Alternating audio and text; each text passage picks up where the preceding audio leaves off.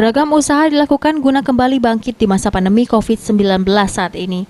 Salah satunya yang dilakukan oleh Aldo, warga Tanjung Burung. Sejak pandemi terjadi, pria ini yang dulunya sebagai kontraktor sepi dari pekerjaannya. Sehingga untuk bisa kembali meraup keuntungan, Aldo pun memutar otak dan harus banting tulang.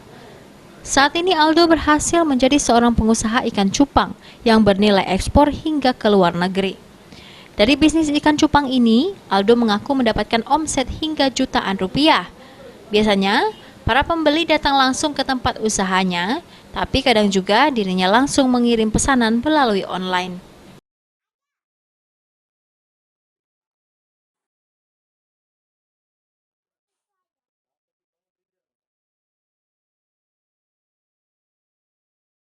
Pertama kali iseng-iseng pelihara, akhirnya jadi seneng, jadi hobi lah Pak.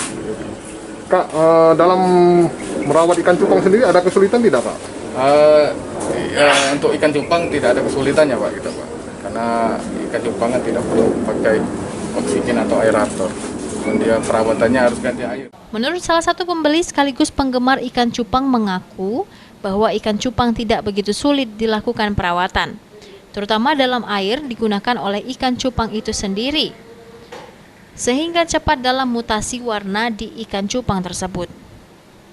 Sementara itu untuk makanan ikan cupang sendiri lebih bagus murni dari alam. Kita ambil nih warnanya Kak. Iya. Dia perlu mutasi warna. Kalau dia nak cepat dia mutasi warna kan harus pakai ketapang, terus kasih banyunya juga. Ganti banyunya tuh paling enggak 3 hari sekali kita ganti banyu. Untuk makanan tidak sulit ya? Makanan lebih bagus kita ke makanan murni dari alam. Misalnya cak kutu air gitu ya. Atau jentik nyamuk.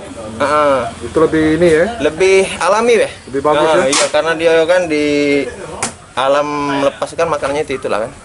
Dengan Kak siapa? Di masa pandemi COVID-19 saat ini, seluruh bisnis usaha memang sedang mengalami kesulitan. Oleh karenanya, perlu kreativitas sendiri guna bangkit dalam usaha yang ditekuni. Firman Hidayat, PAL TV.